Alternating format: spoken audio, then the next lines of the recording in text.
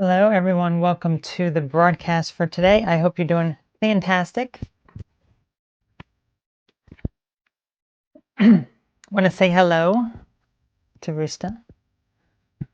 Now, I want to say hello to DC, Ryan, and Joshua. How you all doing today? You have a nice weekend? I sure hope that you did and are ready to start a brand new week in the new year. Really hope that you are. How's everyone doing today? Also, I want to say hello to Eclection.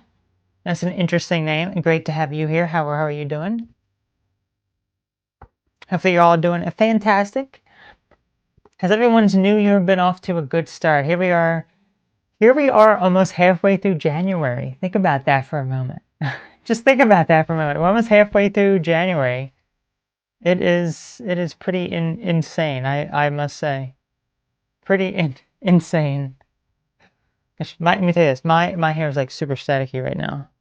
It's just because it's like the coldness, the dryness, everything makes it so staticky. And it's like, so tried fixing it up a little bit, but I don't know how much it actually worked. DC, hi Autumn. I hope you are doing well. I am doing all right myself, and I hope you are as well. Promise Rose, nice to have you here as well. Let's see. Greetings, nondescript citizens. I've noticed that you can read. Are you in college? I've noticed that you can read. Well, I would hope that people would learn to read when they're a baby. You know, it's interesting.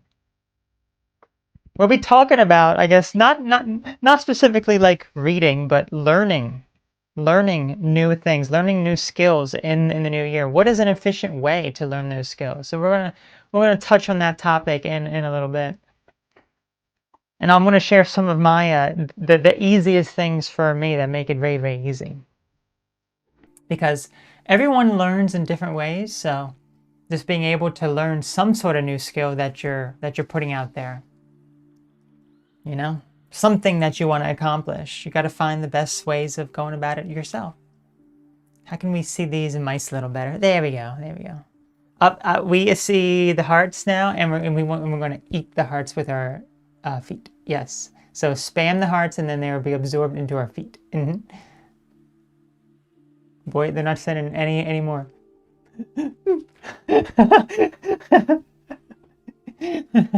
There was one final rogue heart rooster that just got absorbed into your feet. There you go. Absorb them all. Our feet are filled with a bunch of hearts now. Now that we have all of your hearts, that means we have all of your souls. That's right. So now that you've given your soul to us, then you must do whatever that we ask you to do. And we ask you to sniff our feet. Okay, boys. Boys. Boys. Louie, great to have you here. How are you doing? Hopefully you're doing fantastic. Let me read over some more of your comments, then we shall dive into the topic of learning. I want you to think about right now what skill or new thing that you want to learn this year. Maybe something that you just recently started, or something that you've been learning for a while and you want to level up. Think about something and please share that if you so desire.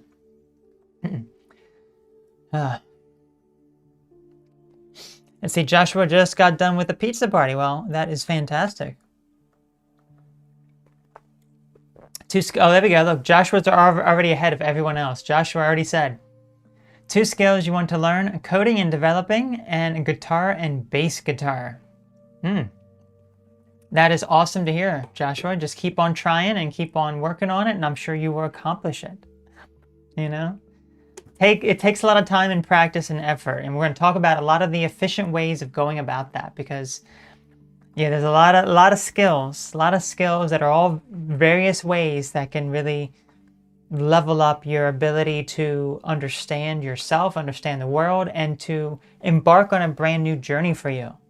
You know, learning something new can really open up a lot of doors for you. It allows you to meet new people. It allows you to venture into different career paths. It allows you to even go to different locations and places and events and just all sorts of things. So learning something new can really open up brand new opportunities that you never thought imaginable. So always remember that when you're learning something new, learning a new skill or whatever it is, that can open up so many more doors than you can ever imagine. So it's not just about you learning something, it's everything becomes open at that point. It is quite remarkable. It's quite remarkable. Okay.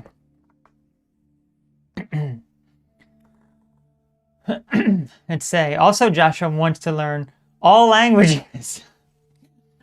Joshua, you're not going to be able to learn all languages. That is impossible. That is impossible. Sorry to be a downer, but literally that is just, it is just not possible to learn all languages. I mean, I don't know how many languages that there are, but there's a lot. Hundreds and hundreds and hundreds. You're not going to be able to. You're not going to be able to. We will touch on the subject of that, specifically when it comes to learning specific patterns of ways that you learn, whether it be, learning some sort of skill or a language or whatever it is. But, I guess if you want to learn coding and developing, that's like a programming language. That's something that I am, that I've taught myself for about, 20 years now almost? So, yeah, pretty crazy. Okay. Promise says, doing good, cleaning the house, got a nice walk-in, and prepping for the week. Definitely been an insane year already. I certainly agree. And it may get a lot more insane.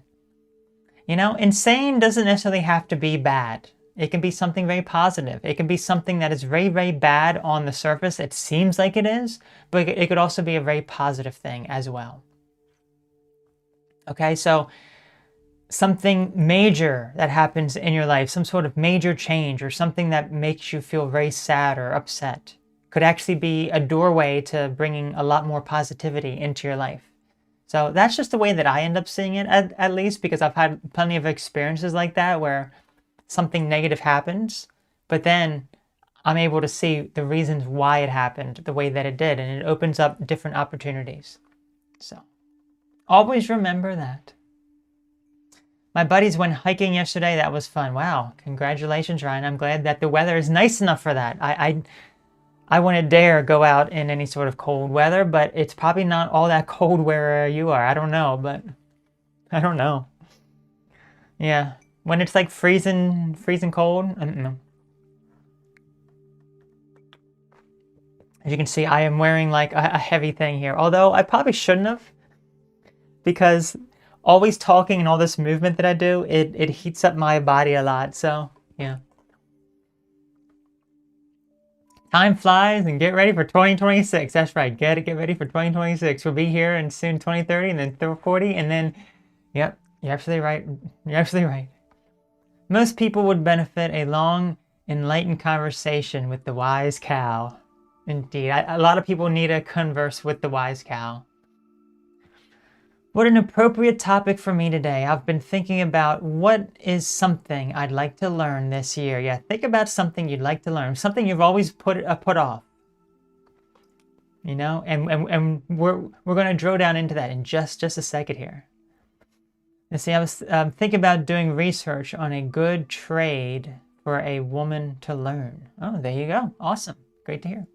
Learn to control your emotions with haters. You think being silent works. Work issues. Okay.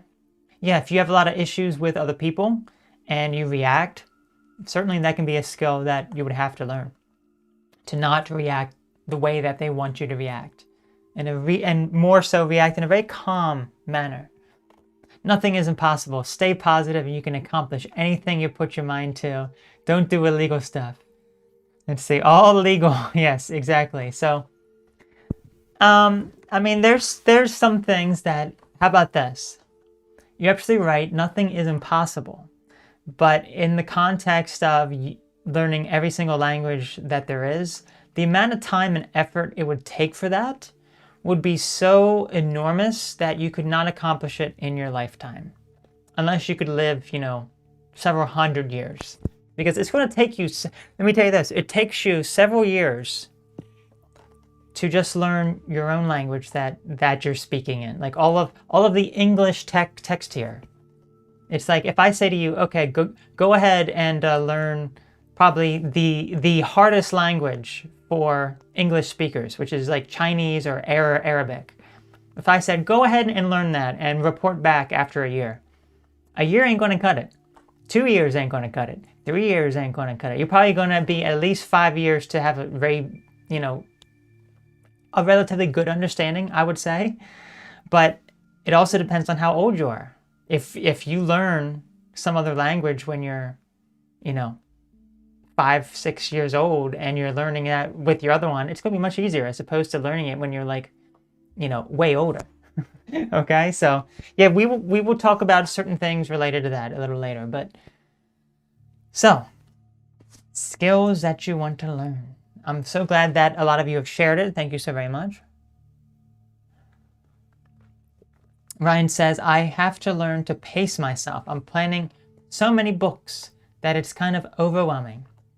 That's a very good way of actually approaching this, Ryan. You want to, when it comes to learning something new, or you're planning something, or you're getting into some sort of routine for yourself, the major issue is that the task seems too daunting.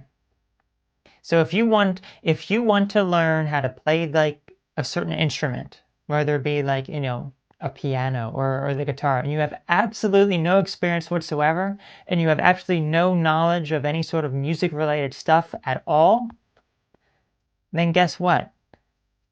Just starting to learn that is going to seem overwhelming to you. You're not going to have a clue where to start. You're not going to have a guide to guide you where you need to be. It's all going to seem like overwhelming stuff for you. It's going to seem like way too much. And then that's where you become discouraged. That's where you become very demotivated. And you end up setting a too strict of a time frame for you to learn that new skill that you end up not following through with it. So much like the example that I gave earlier, if you're an English speaker trying to learn like Chinese or Arabic, and you say, in 1 year I'm going to be able to understand it and read it and speak it, that is not a realistic time frame whatsoever. Okay, so you have to really drop what your time frame is to learn that new skill. If anything, whatever your time frame is that you think is appropriate, then you want to basically multiply that times 4. So if you think 1 year is enough to learn the skill and be like a pro and a master at it, multiply that times 4 to just have a very good understanding. Okay, so if you're learning something new, then the major issue is that you're going to be discouraged once that 1 year time frame comes and you have not achieved your goal. It's like, I want to play the piano. 1 year later, you're still struggling. You don't know everything. You're still learning stuff, and you're like, this is just too much. I set a time frame for myself. I'm not able to accomplish it. I'm just kind of done. And then you become demotivated. It's not fun for you anymore. It seems like a chore, and it's just so bad. That's not the right time. That's not the right time frame of mind to actually have when it comes to learning something. You have to practice patience. Drop the time frame and just be patient with yourself, because the ultimate way of learning something is just being consistent with it and learning a little bit every single day. So whatever thing that you're trying to learn something new every single day. Just a little bit.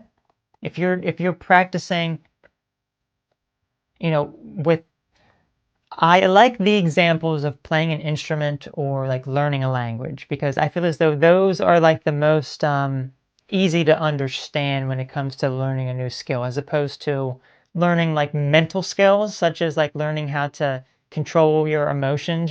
Those are very good skills to have, but those are a bit harder to apply some of these principles to. So when I mention some of these skills, just kind of think about it as learning a new language in some sort of way. Even playing the instrument is like a language. Learning programming and coding, that is a language as well. Because you're learning. It's not spoken languages, Actual spoken languages, whether, whatever different cultures have these different languages, that's the spoken language. Playing an instrument is also a form of like a spoken language, you could say, because it's not coming from your mouth. It's more so coming from the instrument that you're learning to play. But programming languages, it's really not neither of those. It's more so whatever tool that you're using in programming is going, that's the language that you're kind of expressing there. It's like a visual representation or whatever it is going on in the background that people don't necessarily see.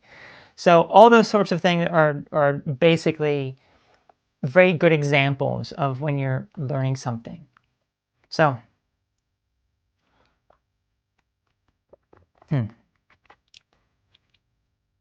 so with that, just practice a little bit every single day and never feel discouraged, because there will be times that you will be practicing something and you may forget some of the words or some of the notes or whatever else it is that you could be trying to learn.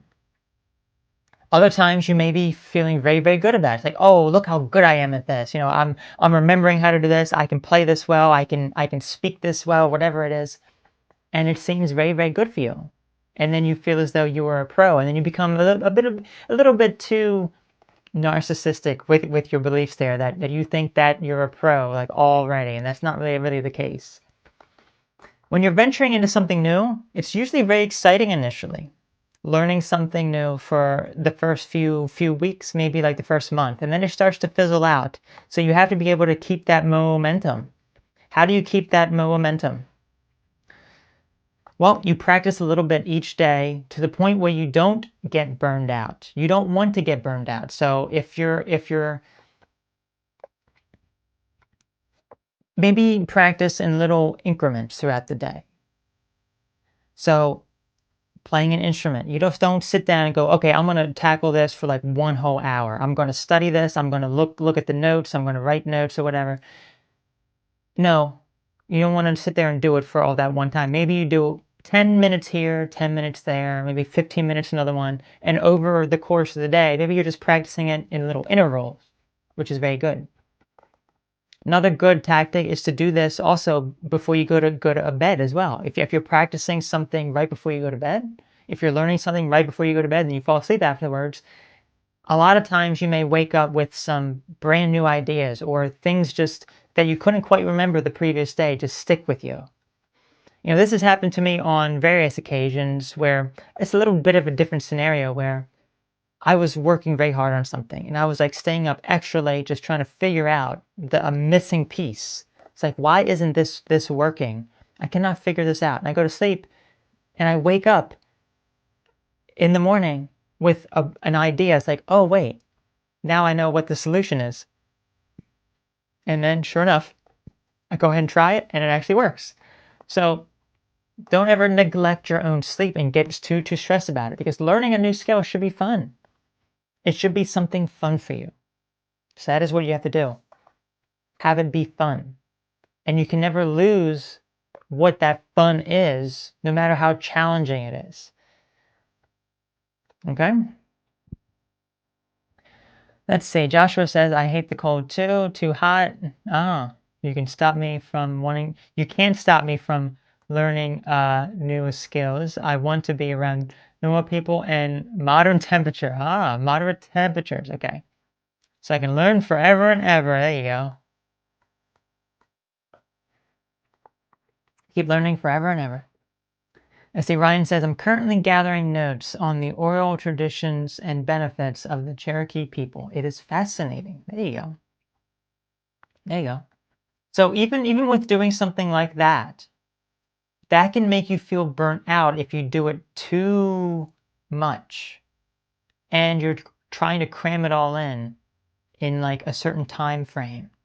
Whereas if you are like, okay, I have a few minutes to be doing this now, maybe like a half hour or so, you can dedicate to it, and then you stop for the day, or you stop until a little later.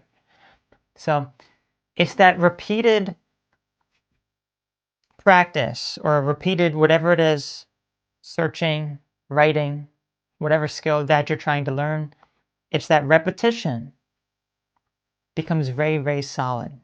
to be able to allow you to learn. Now, on the topic of repetition, this is actually probably one of the most beneficial things that I have found. So when you're learning something, it can be overwhelming. There have been plenty of videos that I have watched on various things that I have taught myself or learned over the years. And I pull up the video and I'm watching and I'm just like, I have no idea what this person is saying. It's going over my head. It seems overwhelming. I become a bit discouraged and whatever else. And it's like, ugh. So then I usually end up finding some videos that are a bit better for me, for something that I can understand to actually work up to that. But here's the trick. You want to play that video on repeat again and again and again and again until basically you memorize everything the person says. You know exactly what they're talking about 100%.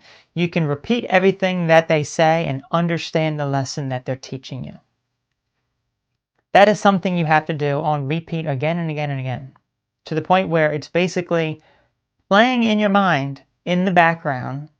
You can hear it. Maybe you even have dreams about it. And that's how you know that you're able to actually comprehend it and it's actually there. Because a lot of times when we're learning something, it'll be out of our memory within 24 hours. Okay, so you're actively practicing something, you memorize how to do something, you memorize certain words or whatever else. And then the next day, or even a few hours later, you're like, I don't have a clue what that is. I don't even remember learning that. You know, and then it's like, okay, well, that's why. So that's why spaced repetition is extremely beneficial when learning something new. You want to learn it, practice it, and it's like, okay, I memorize it. A few hours later, go back to it again. Practice it, listen to it, whatever it is. A few hours later, do that again. The next day, keep doing that until you're like, I know this so well now. It's very, very easy for me now. There have been multiple times that I've done that, and it's very interesting how it works. It really is. It's amazing how it works, actually. Absolutely amazing.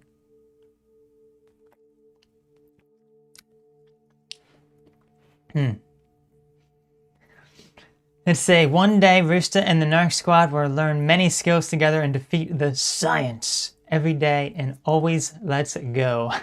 I like that, Joshua. I like that. It's funny. So hopefully that was very helpful. One of the main things you can do. Pull up some videos of a skill you want to learn. And then just listen to it. Listen to it again. Repeat again. You know, on the topic of languages, and I think that is a very good example then. It's like, okay, maybe there's certain words that you would like to learn in a different language. So you listen to videos regarding those languages and you listen to what they say. It's like maybe you don't have a clue what they're saying initially. And to the point where the more you listen to it, you're able to actually say what they're saying and you know exactly what they're saying over time. Okay? So it's just about you constantly doing that. And also, you cannot neglect active practice as well, because we talked a lot about, I mean, all of that is active practice. So listening to something in the background, listening to some sort of video or listening in the background and just kind of saying it or just comprehending it, you cannot ever neglect active practice. And what is active practice? Active practice is putting those skills that you're learning to actual use. A use case scenario that you can actually use those skills. So, learning something, being able to implement those into your life to actually apply them. Some people think that they can just learn something like, oh, I'm just going to play an audio in the background when I'm working, or I'm going to go to sleep with some sort of audio playing in the background, and I will be a master at it when I wake up. That is not active practice. Active practice is actually, if you're learning a language, it's about, okay, yeah, just go ahead and listen to foreign language as you're sleeping. How's that going to really help you? It's really not. It's about implementing those. Like, okay, how can you type it out? How can you say it? How can you memorize the different words or the ways that it's spoken? So active practice is also very, very crucial when it comes to learning some sort of new skill. But I did say the word memorize, and that's something else that I wanted to mention here. It's actually not about memorization. A lot of people may think that it is about memorization. But I'm going to give you a very clear example as to why learning a new skill has nothing to do with you memorizing. It kind of starts as a memorization. But once you actually learn it, it's not about memorization at that point. Here's a very good example. I am speaking to you here. Am I memorizing every single word that I'm saying and trying and cohesively forming a sentence together? You know, trying to like make all the little pieces to actually form some sort of sentence with all the words that I memorize? No, that would be absolutely insane, and it would take way too long to get to actually speak. Rather, it's things that I already know, words that I know, things that I'm saying. So if you're trying to learn some sort of language, it's not about memorization of what those words are. It's about just knowing what those words are. Knowing how to play the instrument, you know? Playing the piano. Where do you put your fingers? It's like, oh wait, I have to remember that they go here, then I do this and that. It's like the memorization is you consciously going over things that are not quite in your subconscious mind yet, or your unconscious mind, that have not become, you know, full skills yet, that you're trying to memorize, that you're trying to bring forward to make you do it just right. But once it becomes second nature to you, the memorization is literally unimportant, because you don't have to memorize at that point. You already know. You already know the skill. So you put your fingers on the keyboard, not the keyboard, the piano keys rather. Same with typing. I mean, look, that is something, typing on a keyboard.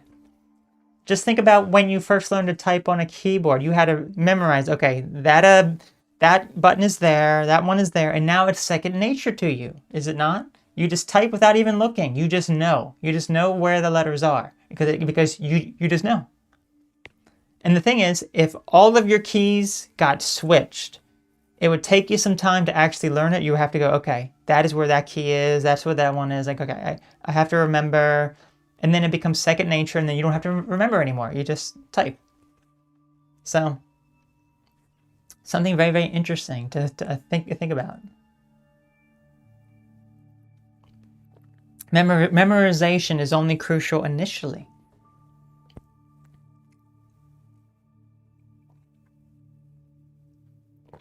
Okay. Joshua says, a skill I want to learn is create educational games and math equation pop-ups on the screen.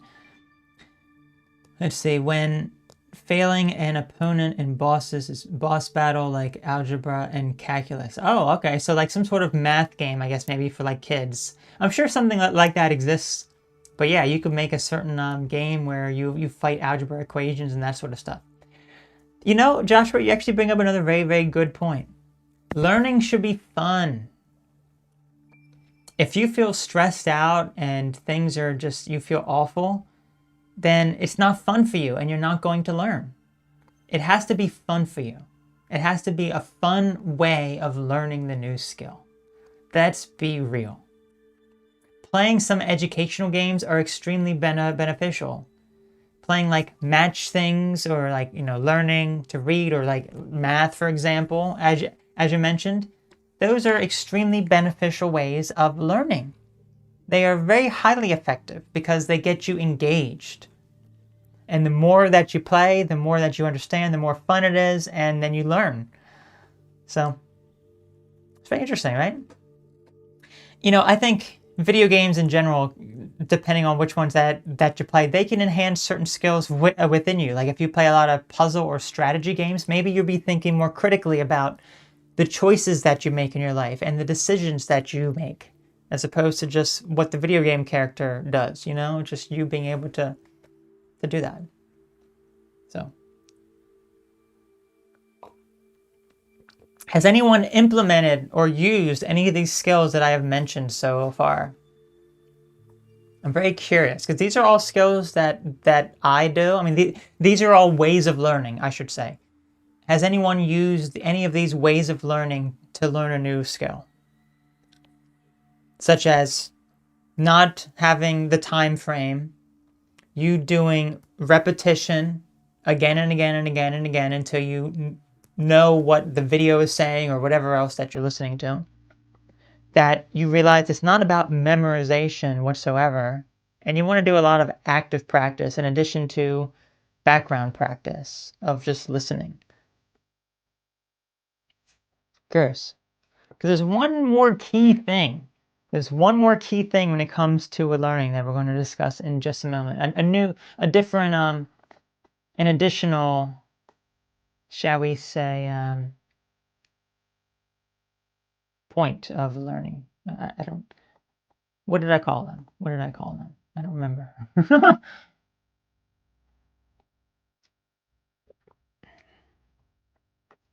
Okay. Jumpstart and Cliffhangers, yeah. Yeah, you know, those are fun educational games for kids, for sure. Okay. Let me take another sip of the tea. And then the rats have a message, which is actually a very vital learning point. Okay. One more sip, one more sip.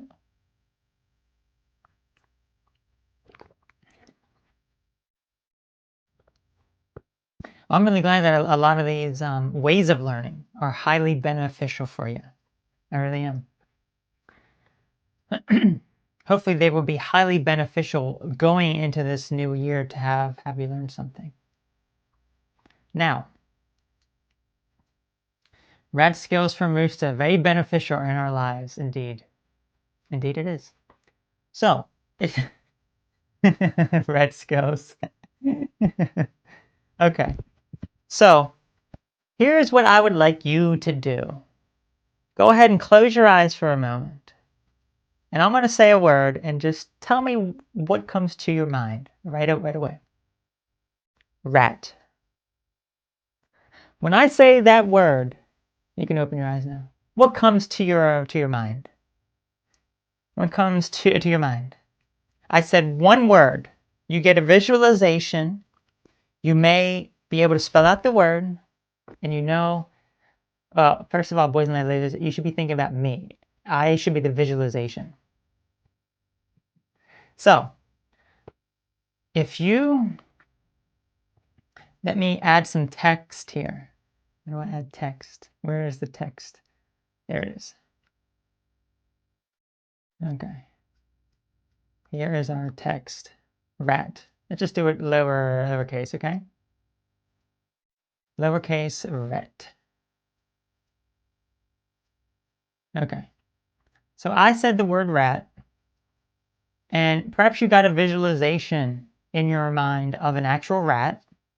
Maybe you thought of Roosta, or maybe you also saw this word here, the word rat.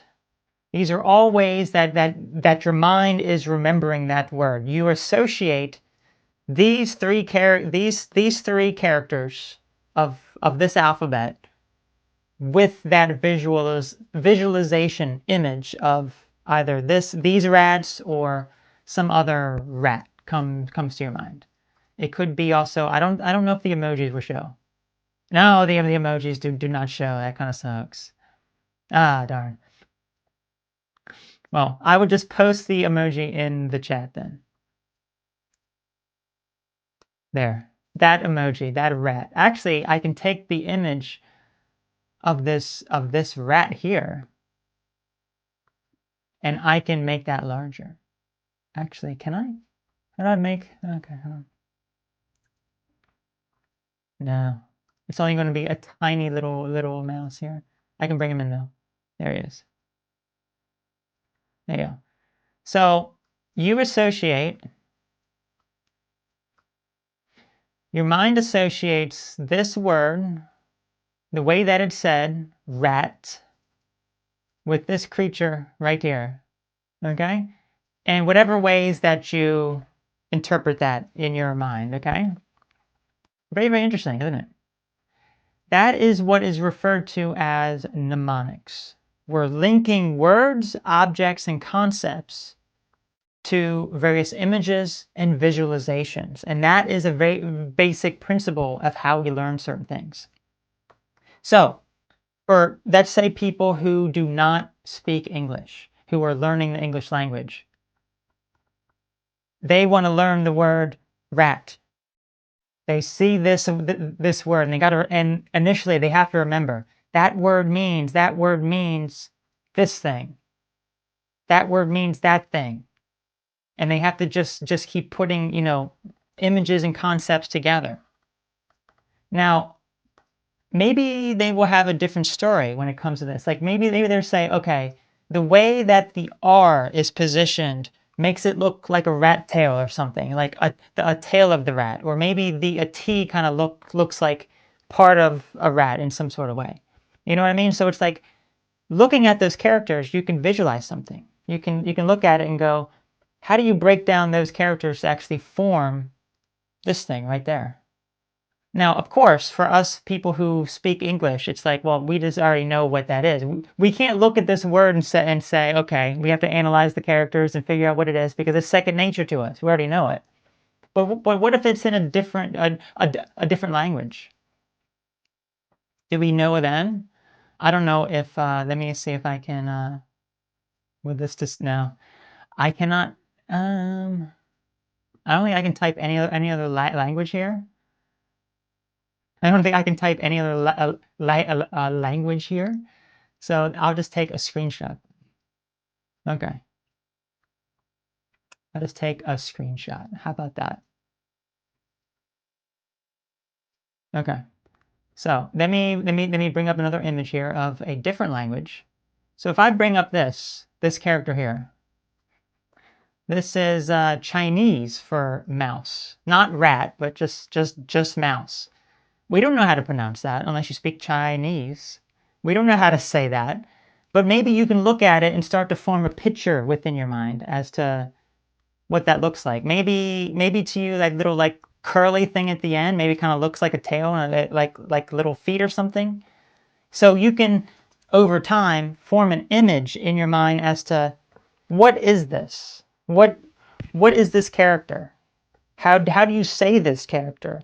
And what does this character mean if we translate it, if we understand that it means a mouse? Okay? It's interesting, isn't it? So for people who speak Chinese, they're going to look at this and go, well, it just is what it is. Just like what we do with like the word mouse or rat. So calligraphy. No. Chinese. It's Chinese. It's not calligraphy.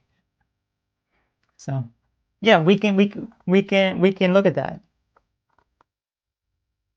Now it's interesting. Okay, so that was, let's say, translated it to rat. That actually was rat. That actually was rat. Mouse is a different, slightly different.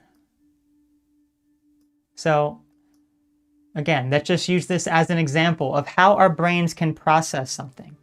So this was Chinese for rat.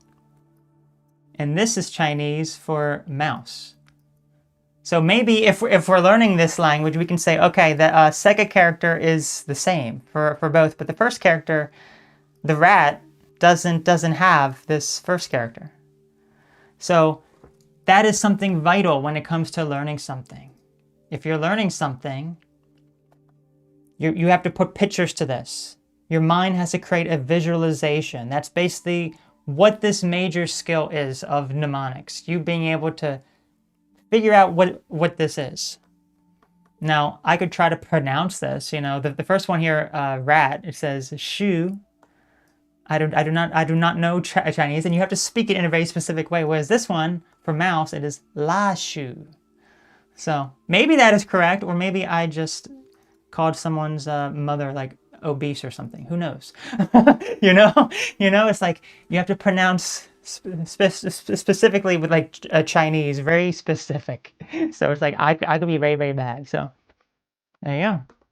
So When you're learning something like that, even if you're learning how to play music, you have characters.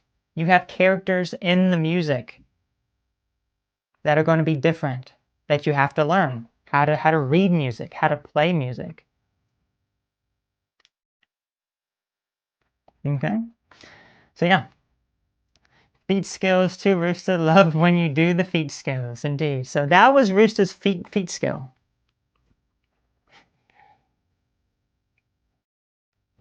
So Prana saw an actual rat in her head. So that is what happens when we say something. If we say apple, you're thinking of an apple. Maybe you get a visual representation of it. Maybe you see the word apple. Maybe you can even taste it or feel it.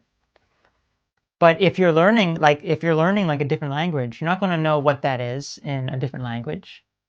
You can be like, I don't know what that is. If you hear that word, how can you begin to associate with that? So that is what is so beneficial about this particular skill. So words, objects, concepts, whatever it is, link those to various images and visualizations so that you're able to actually learn that new word or skill a lot easier. It's very, very easy if you start to practice that. And there we go. And we also learned some Chinese as well. Say, look, what does this mean? We know what that means now, right? It means mouse. Oh. Just like we know this means rat.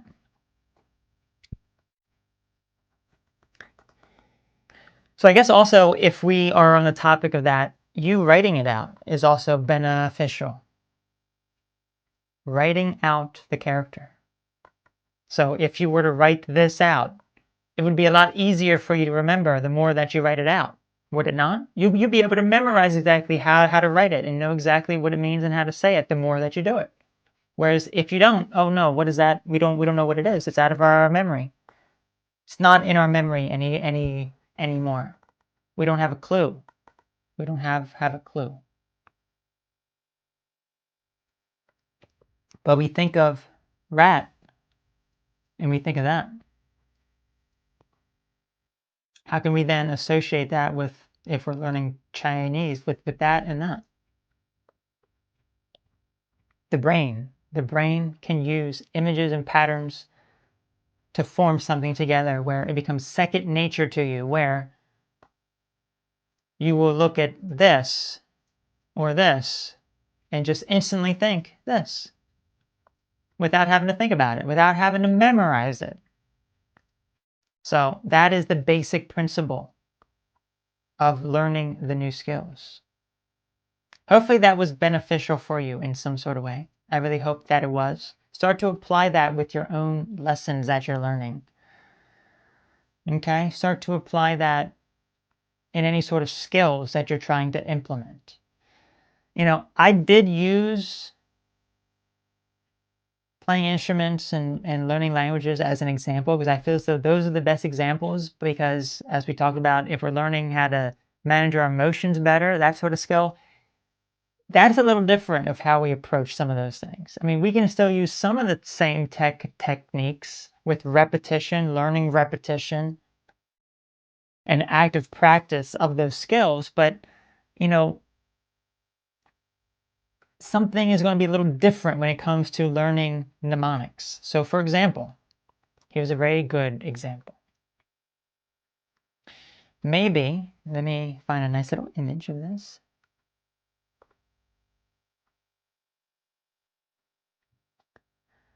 Okay, this looks like a good image. So let's just say we're learning to manage our emotions. And we're trying to practice mindfulness. We're trying to be calm and present in the present moment. Maybe we need to learn to have a visualization that brings us into a state of calmness. Maybe we decide the image is a river or water, a body of water. The more that we think about, okay, water, relaxation, mindfulness, being in the present moment, the more that we do that, the more that we can instantly think or visualize in our mind water, relaxation. The moment we see this within our mind, we begin to relax. We begin to be at peace. So that's how you can learn some of those things. And it's interesting because then if you are around a body of water, physically, you may feel even more at peace and you may not necessarily even know why. You may not even know why. It's like, why do I feel so like at peace here? And that's how our brain functions. That's how our brain, even when it comes to trauma. If you associate the river, the water, with trauma, something bad that happened to you, then anytime you are around this type of water, guess what will happen? You will feel anxious, you will feel traumatized, you will feel bad, and you may not even know why. It's because the association has been formed within your mind.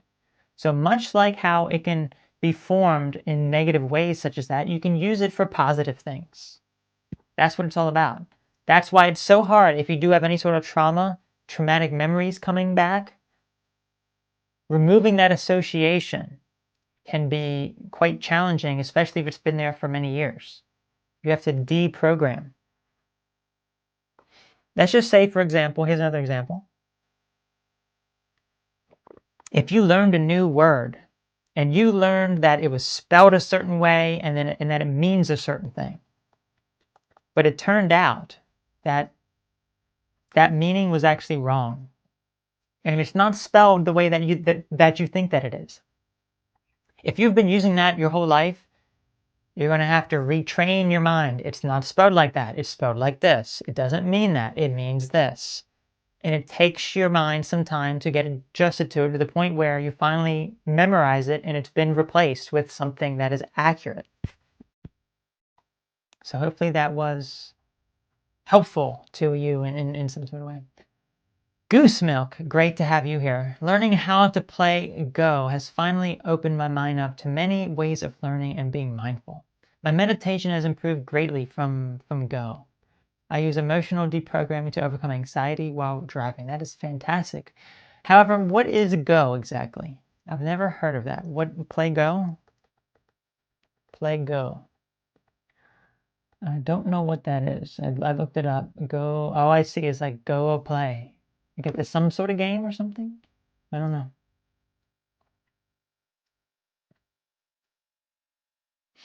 Words like there and theirs are always fun, but they are not synonyms. Yeah, there you go. So yeah, if you get those two words mixed up, how can you remember? How can you remember? Yeah.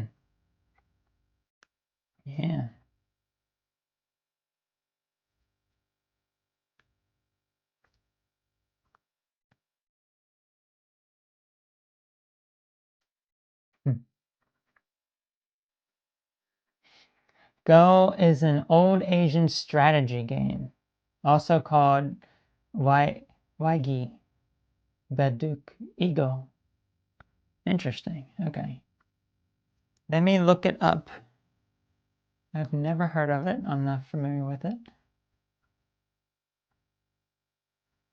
Let's see. Go game. Ah, I see, I see. It's played on a grid. Game pieces. It's a board game. Abstract strategy game and mind sport. Ah. Interesting. Game was invented in China. I see, I see. Very interesting. For anyone wondering, I will bring up an image for you. Here's what the game looks like. I don't know how to play it. I've never played it and I've never heard of it, but there it is. Interesting. Interesting.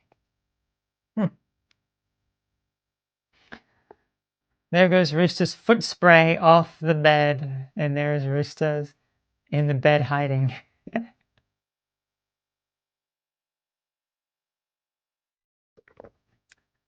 Okay, so there, the first context of there would be meaning there. Their feet. Their feet. And there would be, the other there, T-H-E-R-E, would be there something is. Okay? Okay. So, I really hope this was helpful to you. I think that it was highly beneficial to learn some of these new skills, and maybe now you know some new words or ways of actually learning some of these new skills. How to do repetition, how to listen to something again and again and again until you memorize it, how to actively practice it, how to drop any sort of time frame that you have. In addition to having some sort of mnemonics such as this. What does this mean? We know what that means. We don't know the pronunciation unless you remember it. I remember it. Who knows? Who knows? Do we know the pronunciation and way of saying this one though? That's a new one for you. That'll be your homework to decipher what this is. I know exactly what that is. So yeah, you go ahead and try to figure it out. What could it be? What could it be? We know what it is too, boys and ladies. That's right. That's right. Anyway, folks, I'm going to say goodbye to you. Thank you. Thank you so much for tuning in to this broadcast. I will be live again next Sunday at this time. So I'm going to wish you all a fantastic week and happy learning. I'm really curious to hear what sort of skills you're going to be learning. I want to know what they are. So keep practicing, keep implementing some of these tactics. And boys, you got anything else to say? Yes, we would like to say that our feet are pulsating and stink. DJ.